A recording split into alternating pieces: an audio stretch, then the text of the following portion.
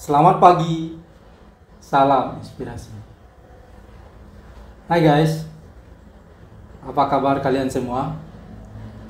Semoga semua selalu dalam keadaan sehat, berbahagia, dan sukses selalu.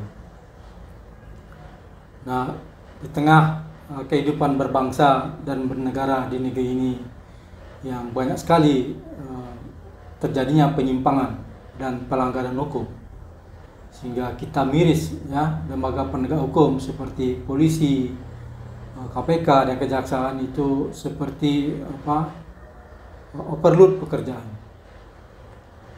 Akan tetapi kita coba bicara tentang hal yang lebih tinggi daripada sekedar kepatuhan terhadap hukum, agar di negeri ini akan lahir orang-orang yang bijak dan arif dan calon-calon negarawan besar negeri ini.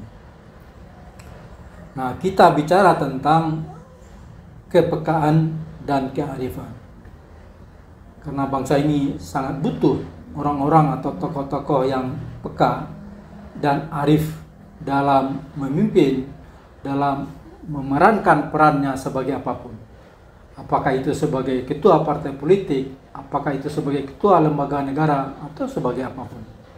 Ya, jadi harus dimulai dulu dari peka. Ya, peka itulah deteksi, yang mendeteksi lingkungan atau orang-orang atau rakyat siapapun.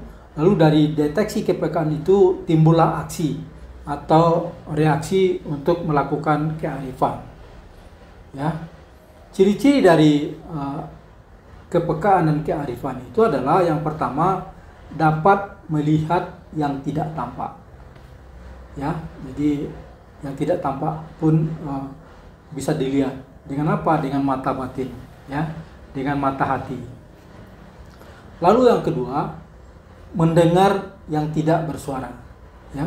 Jadi yang mendengar itu bukan hanya telinga, tetapi juga batin.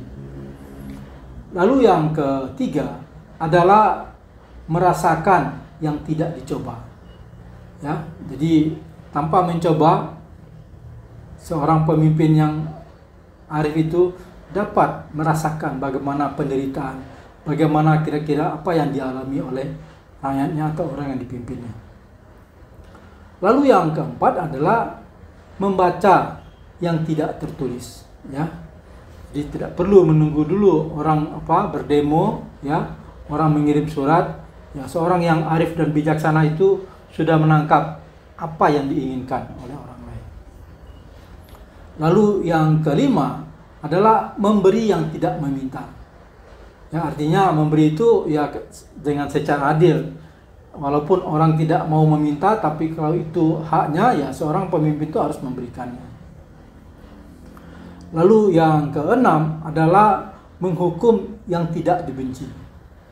Artinya menghukum seseorang itu bukan karena kebencian, tapi memang karena seharusnya sudah dihukum. Lalu yang terakhir, yang ketujuh adalah meraba yang tidak berwujud. Ya, jadi begitulah ciri-ciri seorang yang arif. Ya, demikian sharing kita pada pagi hari ini. Semoga ada manfaatnya. Salam inspirasi.